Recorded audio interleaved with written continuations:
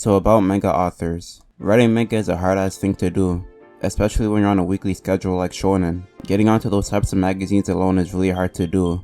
You have to have the right connections and be in the right places at the right time to get an opportunity, like winning one of those amateur manga contest things. You can't just go directly to being a manga author. After that, you get chances to work with real manga authors that publish. You learn a couple of tips and tricks from them, and hopefully branch out into making your own manga. It was either Kubo or some other famous manga author that the average manga author only has 3 hours of free time a week. You need an extreme passion to get into this kind of work for manga. A lot of people even divide the work of being a manga author, where one person will be doing the drawings and the other one comes up with the story. That's what the Masked Man is doing right now. He's creating his own manga and has someone he's working with that does the artwork. It looks really impressive from what he's shown so far.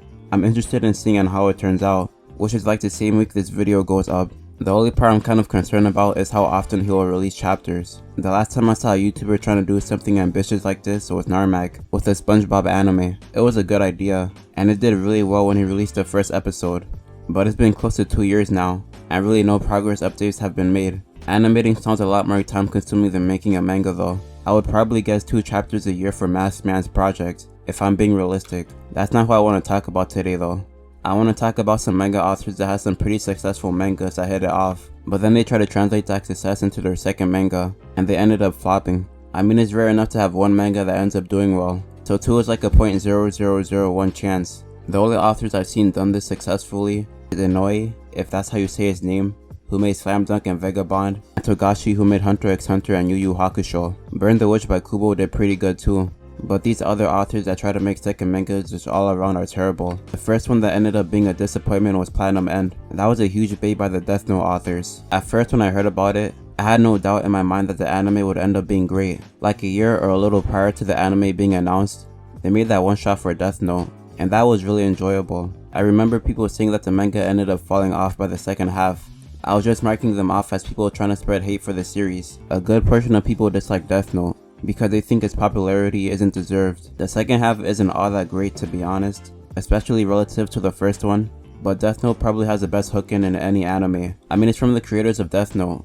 How bad could it actually? It was bad. I remember making one of my first videos on it, I think. I made an initial impressions on the first episode when it came out. The production quality on that video was pretty bad, but I gave the first episode an honest review. I thought it was a pretty good introduction into the story. It wasn't no Death Note, but it did a good job as a first episode, and I still think that the first episode was good for what it was. After that though, it was a steady decline for the anime. I thought it was gonna be like we have our main character.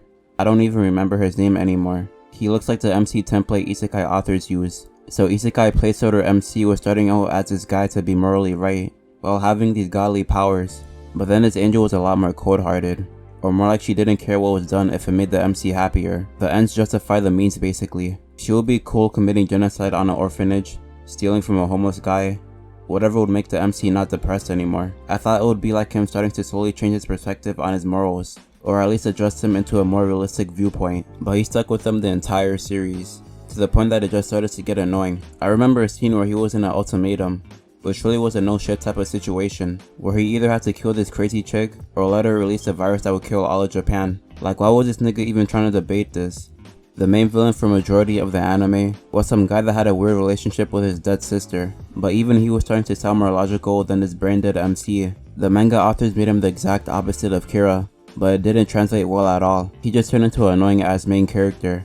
The other characters were fine though. This guy managed to solo my expectations and make the series trash. On to the next kind of sequel manga is Eden Zero. Fairy Tail doesn't have that much of a reputation to begin with. A lot of people will see it as a garbage series, no matter the argument you make for it, but it's pretty entertaining in my opinion, up until the final season at least. The stories for Eden Zero and Fairy Tail aren't connected at all. I mean, it might be.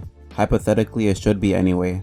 You can travel through universes and stuff in Eden Zero, so they should eventually be able to land in the Fairy Tail universe. Besides little Easter eggs though, the stories aren't related at all. But come on. The way Mashima copy and pasted half the cast of Fairy Tail into Eden Zero is kind of sad. Not everyone has to have extreme creativity with character designs, but you really can't tell me you couldn't come up with an animal that isn't a blue talking cat, or a side MC that isn't blonde with huge tits. It just feels really lazy on his part, and that he doesn't do it out of passion. Not to call out the dude, but Fairy Tail and his other series probably pull in a lot of bread, so at some point, it probably became making more manga just to get more money. than as a passion. The Eden Zero anime is as entertaining as Fairy Tail. I don't know about his third manga though, but it has a Walmart guts. The last anime I want to talk about is Dragon Quest. I didn't even know that the creator of Dragon Ball made it when I saw the first episode. No wonder I thought it was ass. I didn't even finish the first episode, that shit was terrible. I must have been in a good mood or something, just willing to give any show a chance, because there is no way I would look at something like that now and question if it would be interesting. I could tell instantly that was being aimed at towards a younger audience. So naturally the show is not going to be the most engaging anime you'll see, and it's a long running anime apparently, because it's still airing as we speak, and there's gonna be that one guy, "You didn't even finish the first episode. You can't do the anime like that." That's really the anime's job, to hook you in with the first episode. The fact that I didn't even want to finish the first episode just shows it's not an anime for me, and if you go by that 3 episodes of anime rule or whatever it's called, that's a bad rule of thumb, because 3 episodes is not proportional to all animes. For a 24 episode anime it might be fine, but for a 12 episode anime, you're already fully into the story. If you use a 3 episode rule for like One Piece or something, that shit just wouldn't make any sense. The start of the show is fine, but I didn't get attached until like Arlong Park, which is in the 30s. That sums up all I have to say about manga authors that fall off. If you enjoyed, watch my last video about subbed versus dubbed animes. That's all I have to say though. Peace.